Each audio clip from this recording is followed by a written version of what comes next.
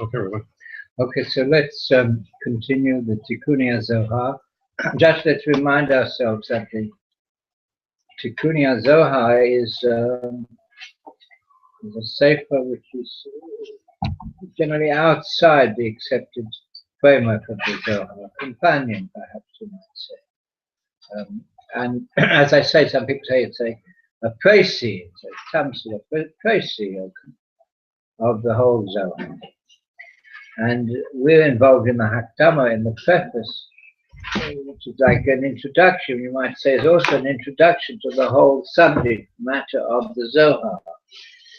And that's why we're proceeding in the way we're proceeding, that we started off explaining. We have there's a very general rule when you read a sefer, you start a sefer, you should know the author. Very important to know who the author is, because if the author is important, then the sefer is of value. So here really we start with explaining that this sefer came to be written by Rabbi Shimon ben Yochai and his son and their group of Talmudim, and they were joined by Eliyahu Novi, and the neshamas, the spirits of tzaddikim, come from the higher world and sit with them, and many other angels and many other higher spirits from higher worlds who come and sit with them. And then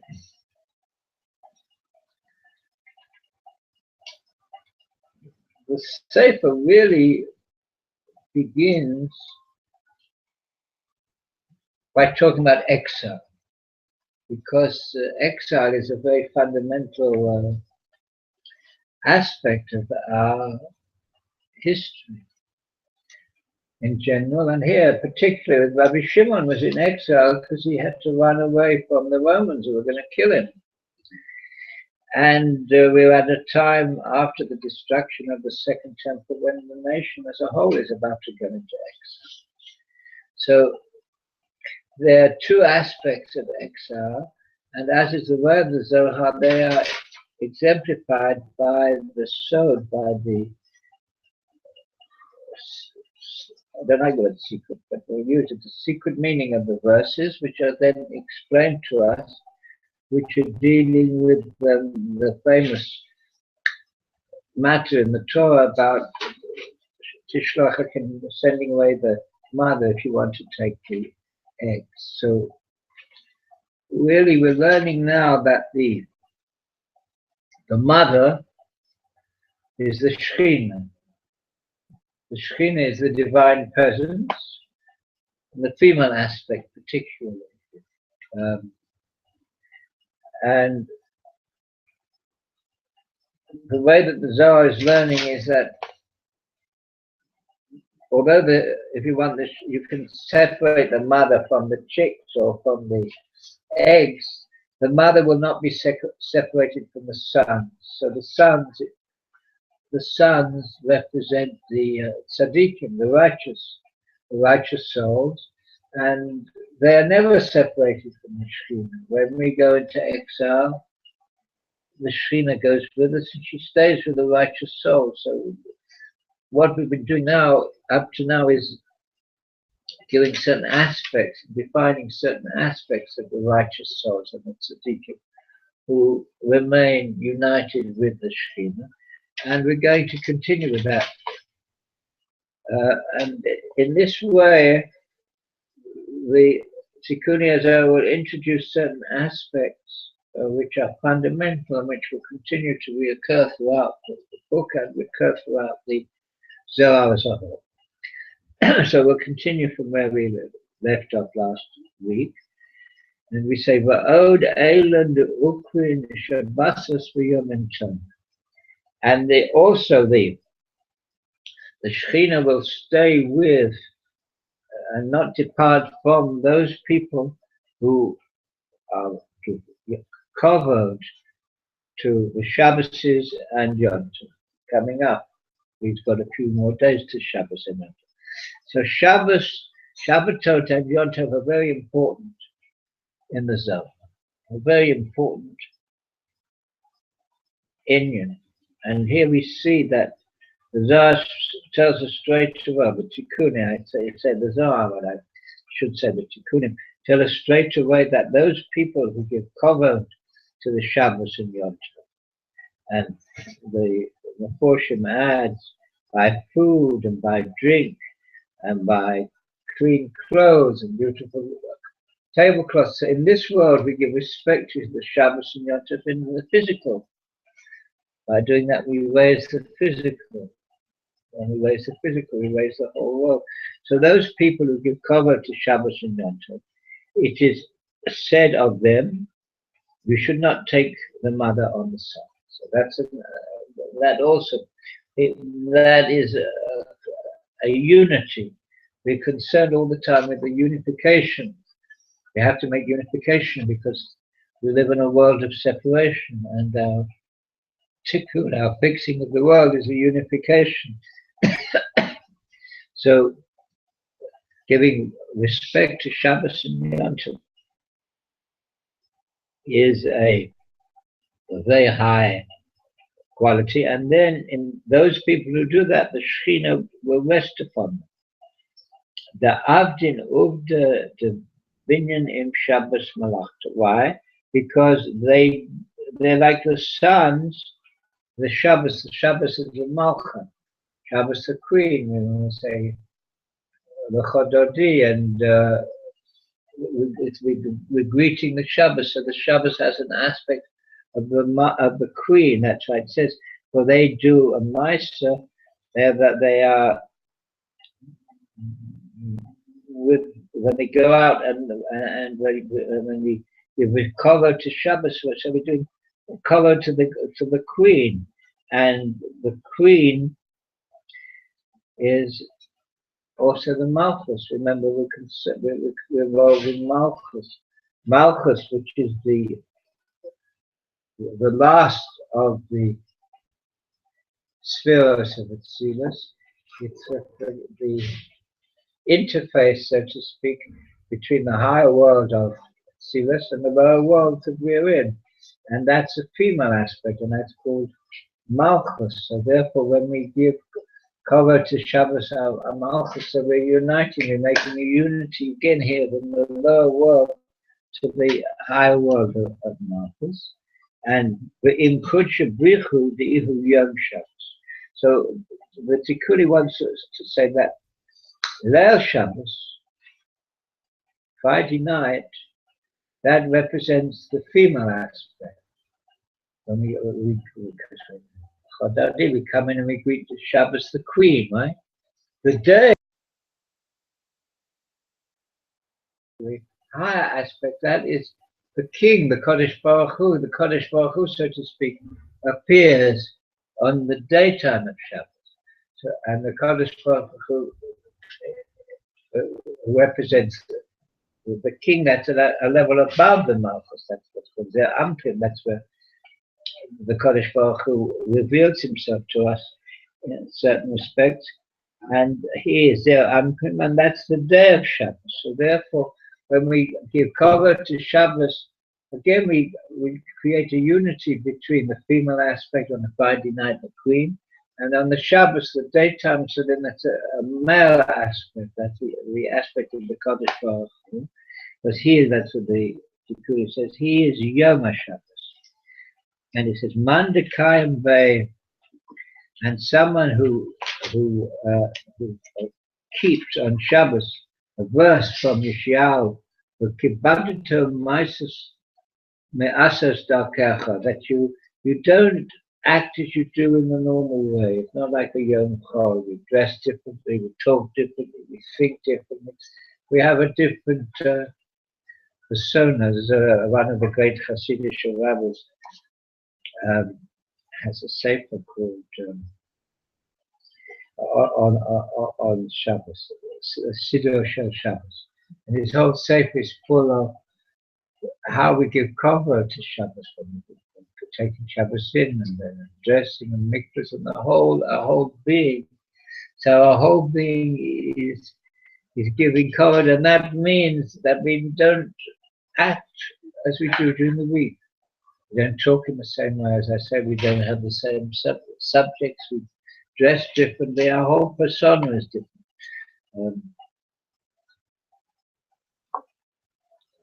Some people don't wear their glasses on Shabbos because they're aware of a higher light and a higher vision. They're able to see more clearly, so they don't need to wear spectacles on Shabbos.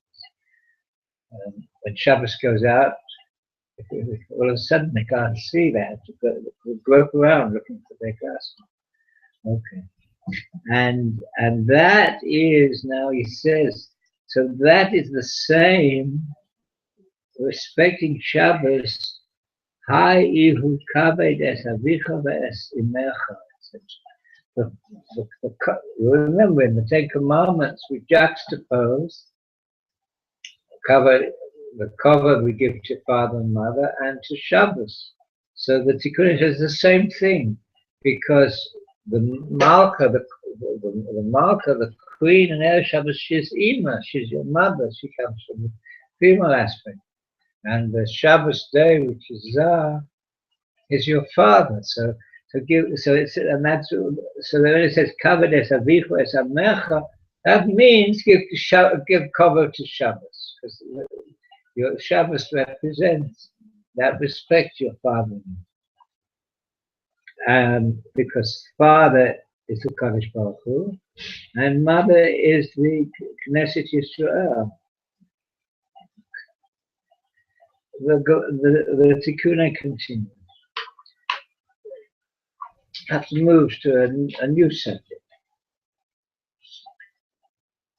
To Tlat Olamim. There are three worlds. Now, when we study the lesson, so we see that usually we say there are 5 worlds. And of those 5 worlds, the last one is actually 3 worlds, according to that 7 worlds. Or else we could learn the different set of 5 worlds. But here the Tikunei HaZohar is telling us there are 3 worlds. But that lesson which we're learning now, it says that there are 3 worlds. And the 3 worlds, the Meforshim explain, it's a Gan Eden, the lower Gan Eden. Everything that exists in the lower world is a parallel existence in the higher world, right? It's a higher world. It's the whole basis of what we're studying. And we know there are higher worlds. And what is the lower world? Although the lower world is called nifrad, it's separate to some extent from the higher world. Our higher worlds are divine, and we are separate from that.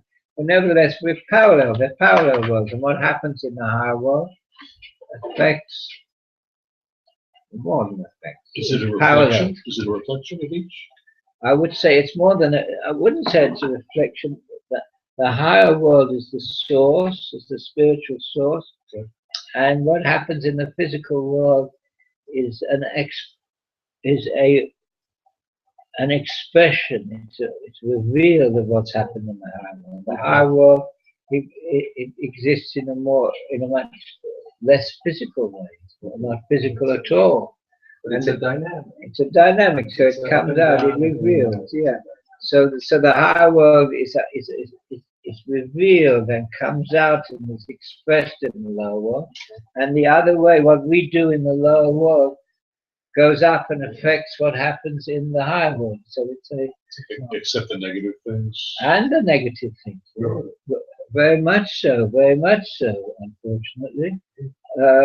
When we do, so he says, I saw in the lesson the other day, that things are not static. There's no such thing as the world is not static. It doesn't stand still.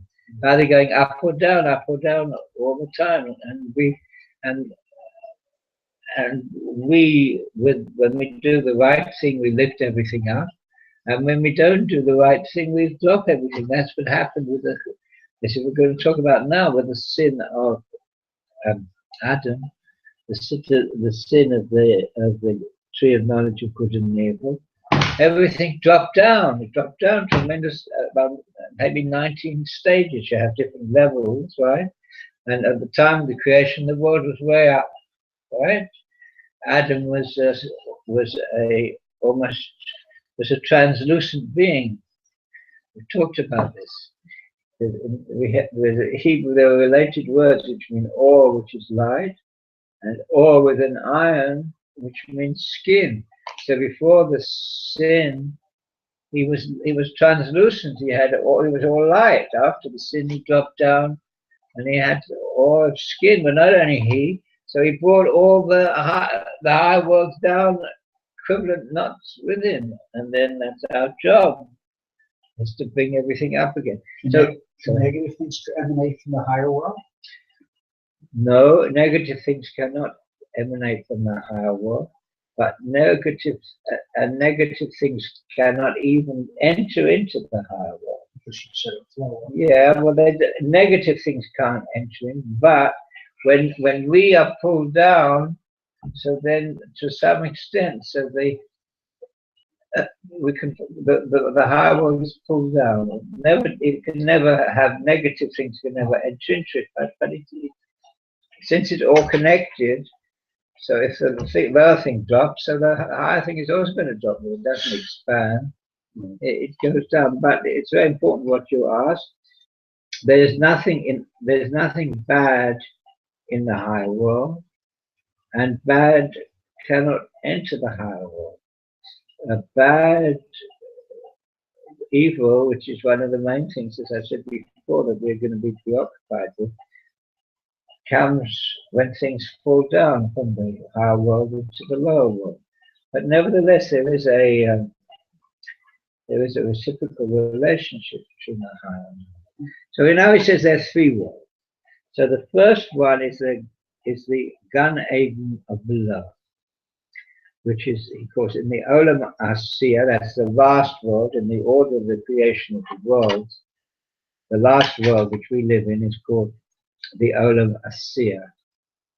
So that had there was a spiritual Olam Asiya, which is called Gan Eden. That was at the beginning of creation, right? It was said before that the beginning of creation, the Almighty created 99.9% of the world, and then the man had to do just a final little fixing. So that world, which is called Gan Eden, the lower Gan Eden, okay? Then we have the higher Gan Eden. According to this, which the higher Gan Eden is called the world of Bria. We don't know the middle, the world of Syria doesn't discuss. So Gan Eden, the higher Gan Eden, is also in the created world. It's after the world of Atzilus. It's after Malchus, but it starts at Bereshis Ba'al. So I don't have any concept of what it is, because as I said before, maybe even Moshe Rabbeinu may not have even, maybe just Moshe Rabbeinu went there. But it's called Yesh because it has some kind of substance, but that substance is beyond any way we can measure it, energy or light or whatever you call it. So that's the higher Gan Eden. So we have a higher Gan Eden. We start off, actually, I want to say the lower Gan Eden, the higher Gan Eden, and the third world is the lowest world, the world Shachol, the low world in which we are now living. That is to say, it is the physical world of Sia, the physical world, after the sin of the Ezdas, of the tree of knowledge. After the sin of the tree of knowledge, everything fell down, right? We were expelled from Gan Eden. So that Gan Eden was the lower Gan Eden. We were expelled from that. So we go down into this, what Rabbi Nachman was, of course, the world. We live in the world, you know, all the things that you open the door and all of a sudden you're in the world. So that's the third one. Okay. So the Tikunei HaZohar says there are three worlds, and two of the worlds, which is actually the lowest and the highest, the lowest world we live in and the higher Gan Eden,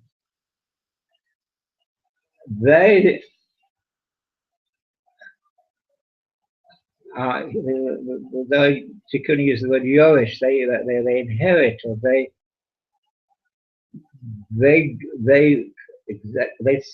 stand, so to speak, through Kibud Av V'Em. Kibud Av V'Em, we've said in the way we're learning it, is the Kibud of the Zon, which is the Kadosh Baruch Hu, and the Malchus, the Shechina, and Knesset Yisrael. When we, through Shabbos or through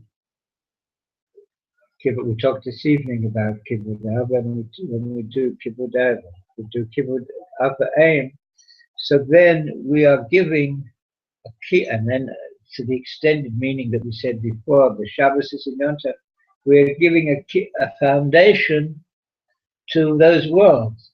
Those worlds stand and have a foundation. When we, in our lowest world, give kibbutz to father and mother, the first simple meaning in this world, and then at the higher sense of father and mother, which is the Kadosh Baruch Hu, and it's revealed, so to speak, in our world as a father figure, and the Shechina as a mother figure of Knesset Yisrael. So when we give respect to those, we are maintaining the world. And he says, but Litata and all three worlds are maintained by the study of Torah. So the study of Torah is more powerful. When we study Torah down here, we maintain all these three worlds: the physical world that we live in, and God that means that there's food on the table, and there's whatever element of peace there is here, and the world keeps going. That's for people studying Torah. And then the higher aspect, the spiritual aspect of the world that we live in, apart from that physical aspect, we have a spiritual aspect in the world that's also maintained by Torah, and Torah also maintains this higher world, the world of Horatius, which we have no ability to grasp except what we're going to be taught about.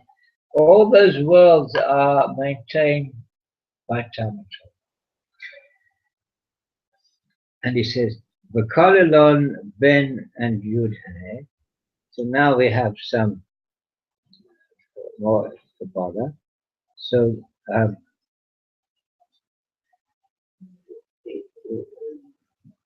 Ben Yudhei is Ben.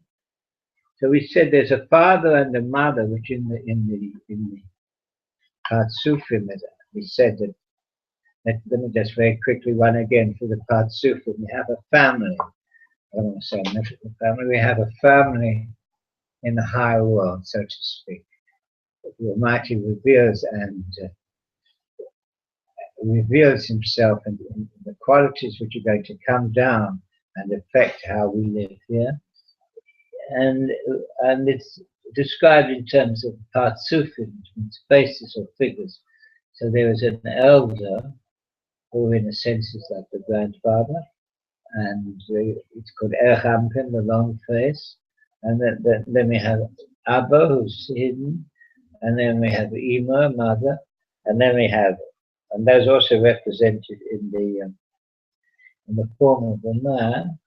And then we have Zah, which is the young man, the short face, which is the 6 central spheres, which represent the body. And then after that we have Malchus, which is the female. Okay, so now why did we tell us this? Because the Tikunei says the Kalelon ben Yudkei, so Tiferet, so they are included the meat of Tiferet, which is the son, because we had the father and we had the mother, and they have a son. So that's the son. And when a man learns Torah, to Tiferet, which means spiritual beauty, which is the central part of the spiritual aspect of the man in the higher world, that's the source of Torah. Torah is is the midah to first. So when a man learns Torah, when a person learns Torah, so he is in a sense into first in that mode of that midah called Tiferes, which comes from Abba and Ima, and therefore when he does that, he can inherit the higher world of Gan Eden, because in Gan Eden is what the Tikunei said. It says Chadahu Diksiv. That's what this means. So he's the Ben, which is the son of Yud K. So Yud K represents Yud is the high Yud is Chochmah, which is really hidden, and Hey is Bina, is the mother. So the son, when we're learning Torah, the son, so to speak,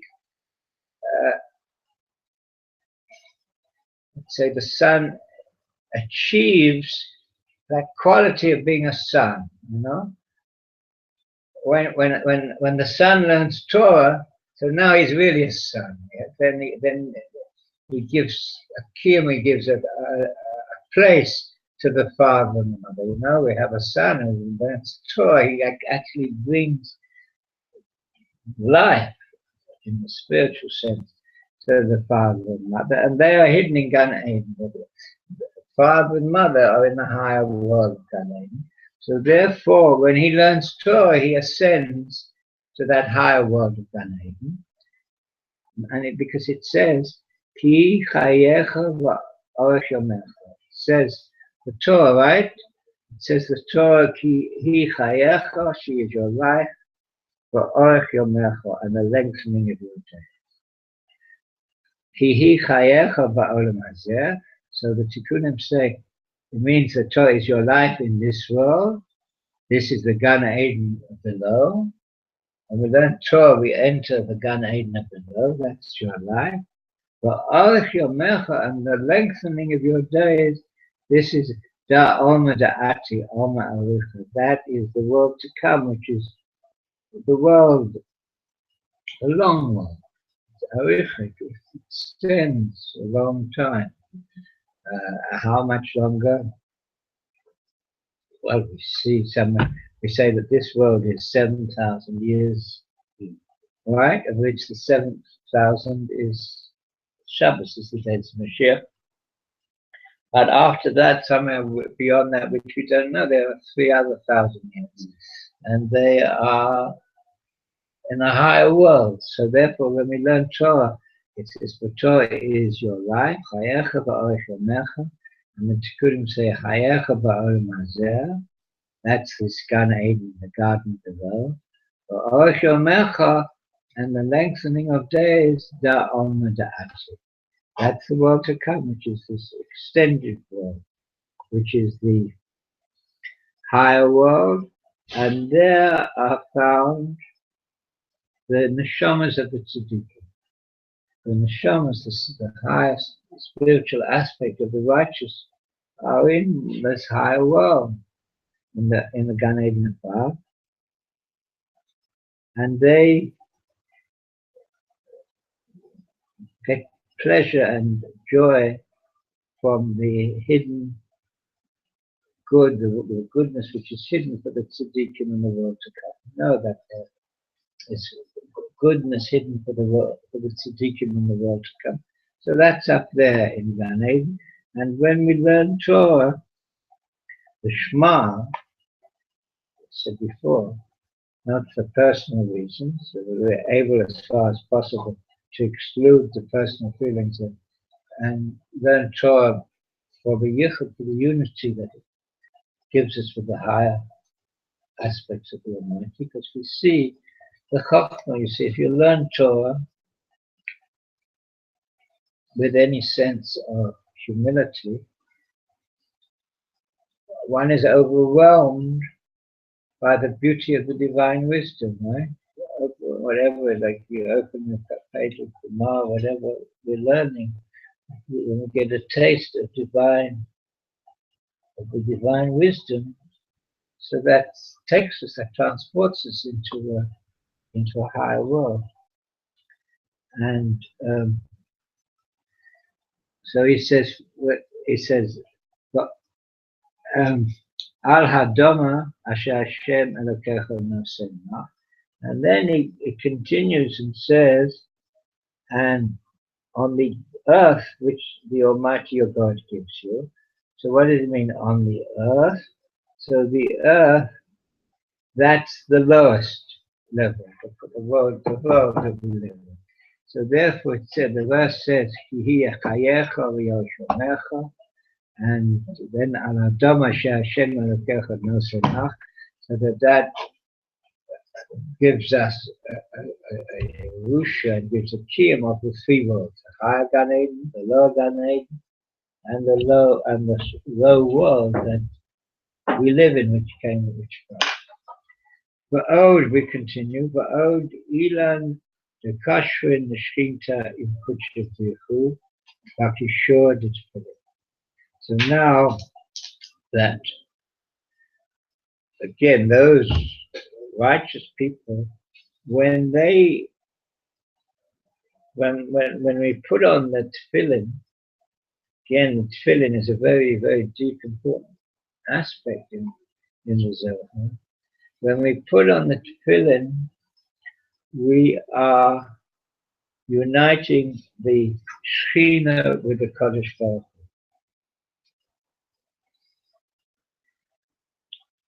Because we'll see it later on, but the unity of the tefillin of the yad, of the hand, the arm, which is the left arm is the female aspect, and that represents the Torah.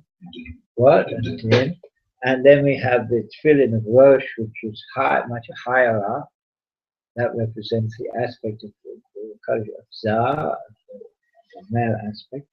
So when we makasher, when we connect the tefillin, so we're connecting the Kodesh Baruch Hu with the Shekhinah. And that's why it says that you can't take the mother from the sons, because the Shekhinah is resting on them. I suppose that's why many people, particularly more these days, wear tefillin when they're learning. They feel that they have that kesha. The people we don't have that tradition, so we don't do it. But the tefillin themselves, the tefillin are quite remarkable things, aren't they? You know, when you think, I often think about someone coming from another planet or something, and he lands here and he sees these Jews, these intellectual, rational people, right? And all the strange things that we do, the tefillin, one of the stranger things, are full of a multiplicity of detailed mitzvahs. And when they make them, they have the very finest instruments. If you ever saw a tefillin factory where they make tefillin, in order to make sure they're absolutely perfectly square, you know, and tremendous detail and craft. And that's only the external, that's only the boxes, right? That's only the external aspect. Rather than the scrolls inside and the writing. So we don't know what it is. There's a story, a nice story, I like the story about Avomsky, who was one of the great actors in England, but he was from New York. He was one of the great rabbis, let's say, of the 40, 50 years ago. So a man came to him and said, Rabbi, he said, explain to me, what's this whole business about tefillin? Why should I put on tefillin? So Rabbi Buckley said, well, that's a very good question. He said, I don't have any time now. I have to go into Pakistan. He said, but here's some tefillin. You go and put them on and come back and see me in a week or so, and I'll explain to you the best I can. So the man goes away with tefillin, and Rabbi Buckley doesn't see him for a month or two. Then he sees him, he says, I thought you were going to come back to me so I would explain to you about tefillin. He says, no, after I'd been wearing them for a week or so, I didn't need you to explain it to me. It has a power, right? Chabad, of course, hold that very important. That's why Chabad always stopping people to put tefillin on. They that's Gosek's Chabad. Very much based in the Kabbalah. So the tefillin represent a spiritual unity. What's the unity? It's again the unity of the king and the queen. When we put on tefillin in this lower world, we are expressing a unity between the Kadosh Baruch Hu, who is the king, and the Tsar, and the higher world which he was, with the Malcha, which is the queen, which is his queen, which is his consort. And therefore, when we put on tefillin, we are now have a Shekhinah resting on us. What do you say? And so, because therefore you can't take the mother away from the sons, because we're the sons, the mother is the Shekhinah. So while we have the tefillin on us, so we have that connection. The Inan de lo kashrin lam kachada, and those who don't connect them as one, itmar baham shalech to shalach. Then you have to send the mother away. The mother goes away. So people, I want to be careful. You could learn that the Zohar is very strict. It says if you do it but you don't have the right intention, or you could simply say people who don't put on tefillin, they lose the Shekhinah resting on. That's what they lose. We're not sufficiently sensitive to be aware of it. But if we are, and we can reach that stage of sensitivity, so we know that when we put the tefillin on, the Shekhinah is resting on us. And if we, I'm not saying at the time we're not wearing the tefillin, but those people who do not lay tefillin, so then they separate themselves. That means that the mother goes away from the son. And you remove the tefillin after the prayer, so it's the Shekhinah, you also have No, it depends what you're going to be doing the rest of the day. You come to Yeshiva Rabbi Akiva and you learn Torah, so the Shekhinah is really you out doing good deeds and things. And you're a good person. You have to do other natural functions. You have to eat. If you have to, people have to work, etc. But if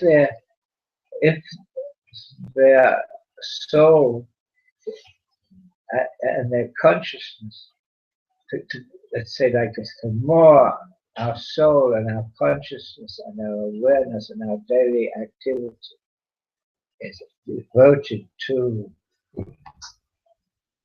serving of the Almighty, so then to that extent the Shekhinah will be with us. Okay? It's a simple formula. And next one. So what's interesting here is that the Tikunei is now introducing all these different concepts, which will get more and more important. The Shabbos and Yom Tov, Tefillin. So now we have Va'od Ilan Demiyachtin Lan Kachad, and further those who unite as one Amuda Dem Soyes. Tata Kriyat Shema. So now the next thing is Kriyat Shema. So when we say Kriyat Shema, so then we know the Tiferet, which I say is Torah. This is Kriyat Shema is really Torah, because number one, it talks about mitzvahs. Number two, according to Donagon and other views, we have an obligation to learn Torah every day, right? So when we say Kriyat Shema, it's not saying that we don't have to do anything else, but Kriyat Shema itself is a kiyum, is a fulfillment of the mitzvah of learning Torah. And Kriyat Shema, when you say Shema Yisrael, you're learning the Torah, right? So that is the Torah. That's the middle line. We said that in the higher worlds and in the lower world, but the spiritual aspect, the spheres, etc., have three lines: the right-hand line, which is the male, the central line, and the female line. So the central line, which is now he says he calls that the Amudim, Amuda de Emsaisa, the middle pillar, So when he says, so there's also an aspect of unity that when we say the Kriyat Shema, we are uniting this quality of Tiferet, which is Torah, which is the lower Shechina, with the mitzvahs of Kriyat Shema. And it's said, those people also now, you see that in a way of Kavana, when I said before, and it's very fundamental, that when we say Kriyat Shema, we are uniting here. That's what it says, Shema Yisrael, Hashem Elokeinu, Hashem Echad. So Hashem, which is the Yud Kei Vav Kei, is a revelation of the divine name in the higher world, right? In Silas. And Elokim is a revelation of the world in the lower world, which is Bereshis Bara Elokim, in the beginning. However you want to translate it, the beginning of the creation of the world of Elokim, but Elokim is that quality of the world of the Almighty which comes into this world and is revealed in this world, and is the one that creates this world. And the Yud Kei Vav Kei is the higher world in the world of Atzilus.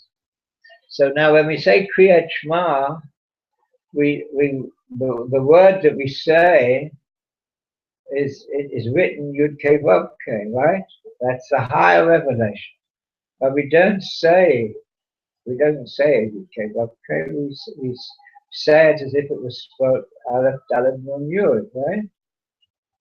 So if you look at the Sfadi Siddhas, and they have the Hashem's name, they combine the two, right? It's Yud, Aleph, Hey Dalet, Vav Nun, Hey Yud, but not in one line. Sometimes in one line, or in a double, like a double.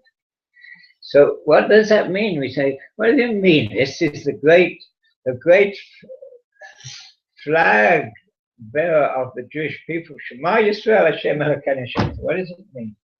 So it means that concept of Hashem, which is the higher world, and Elokim, which is the lower world, Hashem Echad is one. It's one. Don't think it's different. It's one. It's unified, and that's what we have to unify. We have to see that what happens here is unified with what happens above. Once again, we're saying it, and what happens above is unified with what happens here. So therefore, when someone is aware of that in Kriyat Shema, how is he aware of it? Either if he's able, because these are difficult things at first, but everything comes with practice. You could say when you see that, when you say Hashem's name, in your mind, you're able to visualize both the Yud Kei Vav Kei and the Aleph Dalet Nun Yud as one. There were more in the first halacha, right? He says, and there were more in the halacha in the Shulchan Aruch, a very practical instruction how to live day by day. So he says, well, Shaviti Hashem, you have to, is a very big principle. In other words, in terms of halacha, is telling you, you should be walking around all day long with Yud Kei Vav Kei visualized in your mind. That's a very high form of a meditation, that protects you from all kinds of stuff. That's a unity. So now they're telling us now, the Tikunei, that this is another unification. The unification in the Kriyat Shema, when we unite the Yud Kei Vav Kei and in the Kriyat Shema, so then also that's a unification, and that's why it says the Zohar, Tikunei likes to give many drashas on the pasuk. That's why it says Al Tikacha Eim Al Abonim. If someone is doing that, the sons are doing that, and they're able, when we say Kriyat Shema, to do that unification. So then the Shekhinah is with us then. So come back to what you said. So the answer will be that at the time when someone is saying Kriyat Shema with that kind of kavanah and intention, the Shekhinah is with you. And then we see the opposite again. And people are not doing it, either don't say Kriyat Shema at all, or they don't have any intention, just reading the words, right? Of course, we're human, we're not angels. And so we are not always in that state. So, sometimes you think about what you're going to have for breakfast or whatever else. Nonsense comes into about your mind, my mind. So that moment we've lost it, but we can regain it again. That's the beauty of it. Every moment is a new possibility. So therefore, it's another unification, another moment when we can have a unification with the Shema, when we say the Shema with the unity. So then at that point we're in the Madrega, we're in the level of don't take the mother and son. But if we're not at that level, so then send away, then send the mother goes away. What's the time? 27. Okay, so then we'll stop now. Okay, so we'll continue.